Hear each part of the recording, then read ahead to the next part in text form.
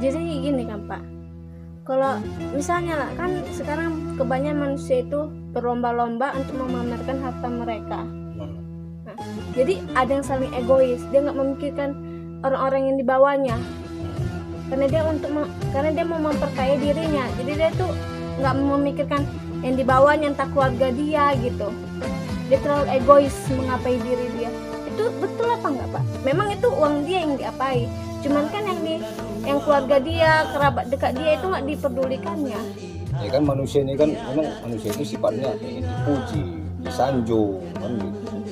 Ya, memang sebenarnya kalau orang-orang tahu agama, sebenarnya orang tahu agama. Siapa bilang orang nggak tahu agama? Tahu, cuma diabaikan orang itu. Kenapa? Karena hasutan setan tadi itu kan. Ngapain kau kasih sama dia? Nanti begini dia, seujung sangka. Oh nanti kok udah kaya nanti kau diapakannya gitu. Misalnya kayak bapak inilah kan, bapak pinjaman sini, nah, istilahnya modal diri ini kan gitu kan. Gak ada mau ngasih itu, gak ada mau bantu. Walau kaya kan gitu kan, gak ada mau bantu bapak. Kenapa? Nanti bersuujon, nanti gak dipulangkannya, nanti begini gitu, sangka. Sebenarnya kita harus percaya sama orang. Jadi apa kata siapa? Profesor Dr. Benul SCBA, ya kan? Barang siapa yang tidak percaya sama orang, berarti dia nggak bisa dipercaya. Kenapa? Karena sifatnya kayak gitu, makanya dia nggak percaya sama orang, ya kan? Karena dia melakukan kayak gitu, makanya dia nggak percaya sama orang. Tapi kalau dia memang lurus, dia pasti kasihnya kepercayaan, gitu. Ya kalau istilahnya dia ragu, ya minta boro dia kan gitu. Apa jaminanmu katanya? Kita kasih jaminan kok, memang jaminan, kan gitu. Nah, jadi ibaratnya kita mengejar dunia ini, kata siapa? Almarhum Junaidy MZ, seperti minum air laut, semakin minum semakin haus. Gak ada habis-habisnya. Cuma memang gitu manusia, dikejarnya terus, sehingga mereka lupa akhirat tadi itu. Kan Bapak jelaskan kayak yang lain itu, hidup ini mimpinya orang mati kan gitu. Sebenarnya tahu, cuma karena setan tadi itu. Siapa bilang orang nggak tahu agama di dunia ini? Tahu semua. Wah, kan orang merasa lebih tahu lagi kan gitu. Nah, makanya apa? Carilah guru yang tidak meminta upah. Itu surat Yasin itu. Kau baca surat Yasin itu. Nah, sekarang, tengok dia populer gini semacam. Orang berlomba-lomba. Nah, makanya sekarang ini dia, kalau yang bingung kau lagi, kau tengok ulama-ulama sekarang ini, banyak yang mengundang kebencian, sedikit kafir, sedikit bid'ah, sedikit syirik, kan gitu. Itu mengundang perpecahan antara umat namanya. Jadi kalau kau mau cari ulama, mencari ustadz itu yang mengayomi, yang mempersatukan, karena Islam ini rahmatan lil alamin, untuk semua alam. Jadi kita berhubungan dengan orang, misalnya kayak kau, ada kaummu Kristen, ada kaummu Hindu, ada kaummu Buddha, kau mesti kaum Muslim kan enggak kan? Harus saling menghargai kan? Ya, kayak gitu juga orang itu. Jadi kalau kita saling menghargai, mudah-mudahan kan aman di dunia ini kan. Makanya kata Nabi, jangan kau pandang siapa yang memberi nasihat, tapi nilailah apa yang diberinya. Walaupun anak-anak dia ngasih kita nasihat tadi, kalau itu kok sekarang kan enggak, orang memandang. Misalnya Ustaz Somad, terkenal dia, baru didengar orang. Ya, kalau bapaknya tak dikenal orang, kok menasihati orang, siapa kau kata orang lah. Apalagi pakai baju kayak gini. Nah, itu makanya. Asal-asal orang, makanya sekarang banyak, gak usah jauh-jauh lah, di apa kita aja lah, saudara lu bilang kan, banyak kepingin anaknya jadi ustad, harus habis Quran, harus ini, apa manusia sekarang lah kan gitu kan, banyak itu. Jadi bapak nggak kepingin bapak kamu jadi ustad, bapak nggak kepingin kamu jadi habis Quran, nggak kepingin. Yang kepingin bapak, iman kamu kuat, apapun yang kamu kerjakan, ingat sama Allah, itu aja. Jadi kalau jadi habis Quran pun kau nanti kalau kau memanfaatkan untuk apa, mencari duit, ustadz pun kau memanfaatkan untuk mencari duit, apa kata Allah? Jangan kau jual ayatku dengan harga yang murah, kata. Baca di Quran. Kebanyakan kita menjual ayat Allah dengan harga yang murah.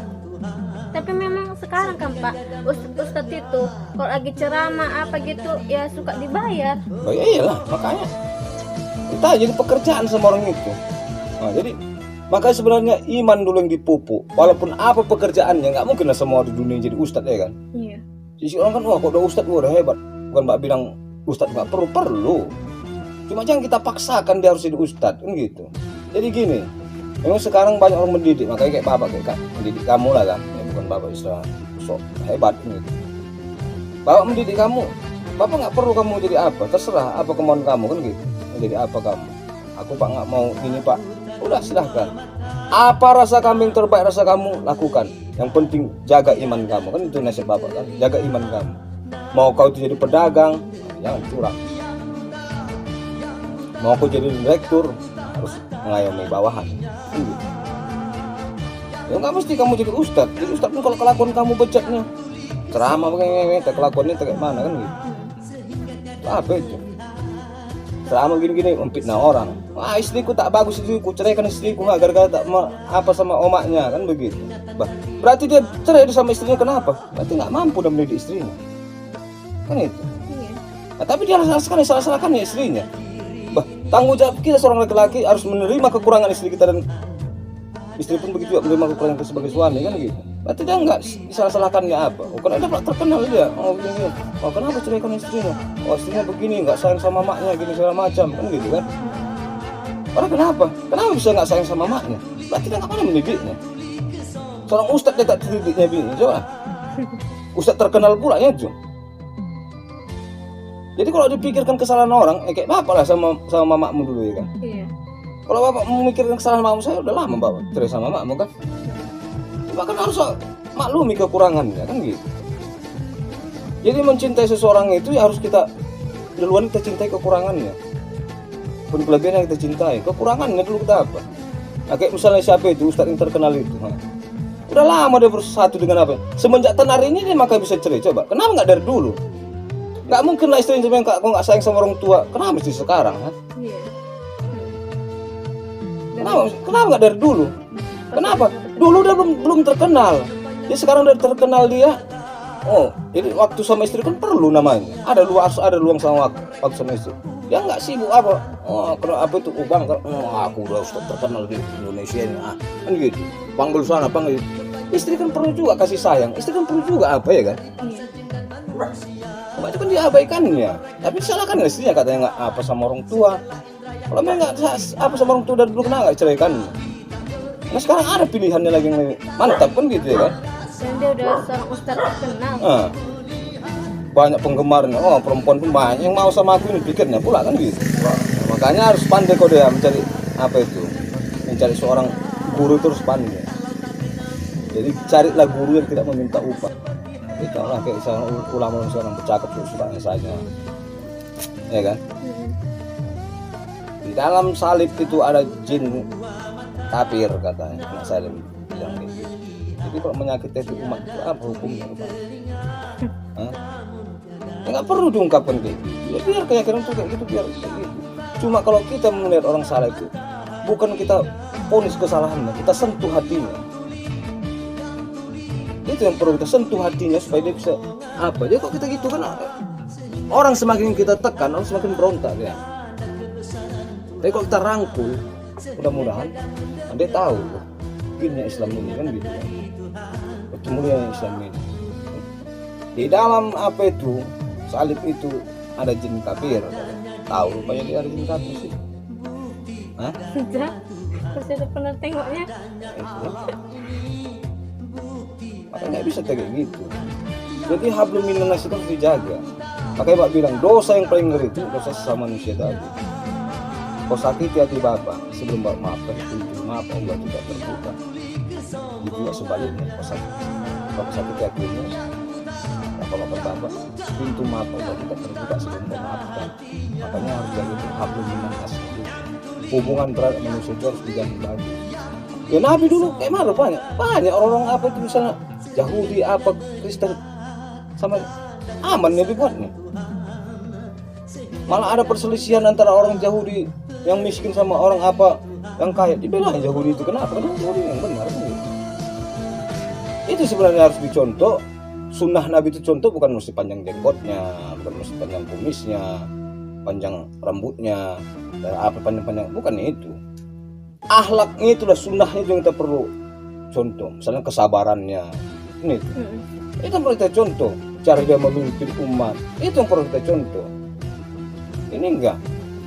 Nabi dulu panjang jenggotnya, panjang jenggotmu. Ini gitu. Hah?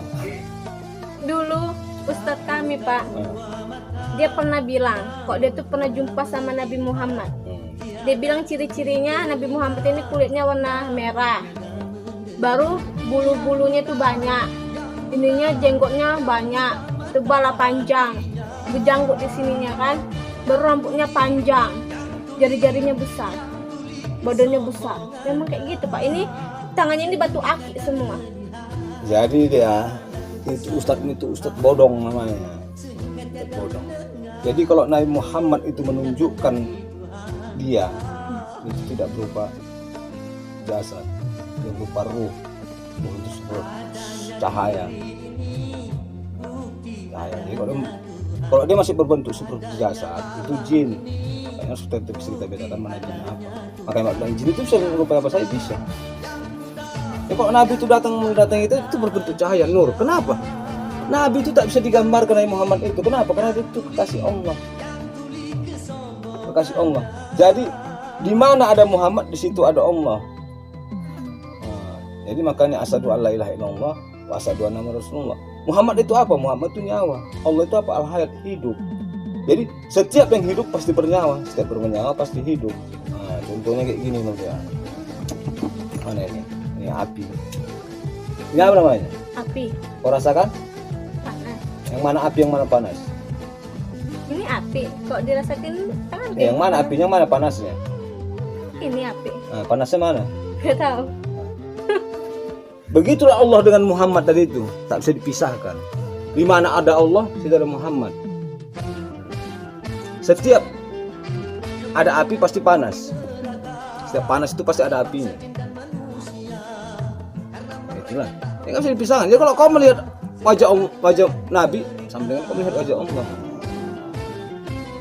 Nggak bisa kau lihat wajah Allah. Makanya Ustaz bodong, biar dianggap itu hebat. Oh, nggak bisa kita. Kok Nabi Muhammad itu datang itu dia berbentuk nur, cahaya, nur Muhammad. Bukan cita tasawufnya kan gitu kan. Mana bisa apa? Makanya Muhammad mana bisa digambar itu? Siapa bisa menggambarkan Muhammad? Kan?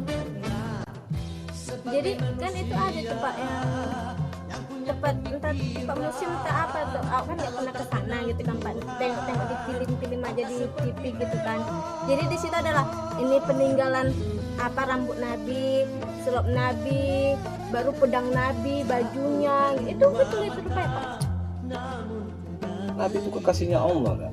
Bisa aku jelaskan, kekasihnya Allah. Apa tuh mau bilang tentang dia tadi? Bukan apa? Tapi itulah membahas tentang Nabi Muhammad yang dianya, yang banyak orang yang ini rambutnya apanya. Itulah dari itu pun nggak hebat dia itu, ya kan? Itu kalau menurut cerita itu moksa dalam arti itu sama jasadnya hilang. Nggak nampak gitu, menghilang semua. Hilang semua. Itulah. Oh ya. Emang dengan Nabi. Dia memang pilihan, dia memang kekasih Allah.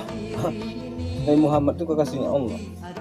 Tak mungkin ditinggalkan rambutnya. Hina kali nampak awak kan. Sementara kayak gini. Banyak kejadian kita tengok itu kadang dia jasadnya itu tetap utuh gitu kan. Nah, orang-orang imam-imam apa itu kan. Tetap utuh.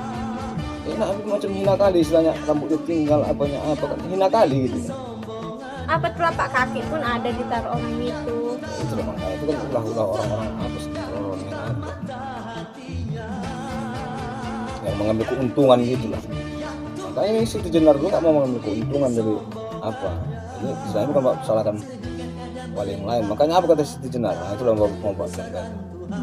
Kalau kau mau melihat Allah katanya kan, lihatlah dengan kesucian hatimu katanya. Itulah dengan kesucian hatimu katanya.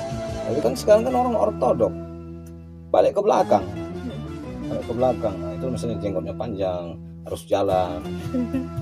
Kan ortodok namanya. Itu pakai mobil buatan kafir katanya. Naik kereta. Naik kereta buatan kafir. Syirik. Bid'ah. Makanya tidak berkembang dia akal pikir. Makanya pula kalau Siti Jenar bilang dulu, utamakan hak daripada kewajiban katanya memang. Disitulah pula yang dia tak setuju pula istilahnya pemerintahan zaman dulu pula ya kan, utamakan hak karena pada kewajiban. Sama kayak pemerintahan sekarang. Pemerintahan sekarang mengutamakan kewajiban daripada hak. Nah, karena berdasarkan apa tadi, kewajibanmu sholat kau kan gitu kan. Sementara hak tadi belum dipenuhi. Apa hak tadi? Syahadat. Nah, jadi kenapa mesti hak dulu kan gitu? Nah, jelaskan itu bilang Siti Jenar. Seorang bayi lahir katanya pula kan harus mendapat hak kasih sayang, hak pengasuhan, hak pendidikan. Baru dia bisa melaksanakan kewajibannya berbakti terhadap orang tua kan gitu. Jadi kita melaksanakan kewajiban harus tahu, harus kita raih dulu hak kita. Apa hak kita? Ya harus kenal kita Allah tadi, harus kenal kita siapa yang kita sembah. Itu hak kita mengenalnya tadi. Jadi apa kata Allah? Aku akan memberi petunjuk bagi mereka mau berpetunjuk katanya. Kalau kita mau kasihnya berkenal kita. Bertahu jangan pula kita melaksanakan tak sampai kan gitu. Nah, jadi pemerintahan sekarang orang itu mengutamakan kewajiban, makanya rakyat harus ditindas. Berkewajiban mau pajak, ini segala macam. Hak rakyat tadi untuk berpenghidupan yang layak. Nah, itu ada di UUD 45 itu.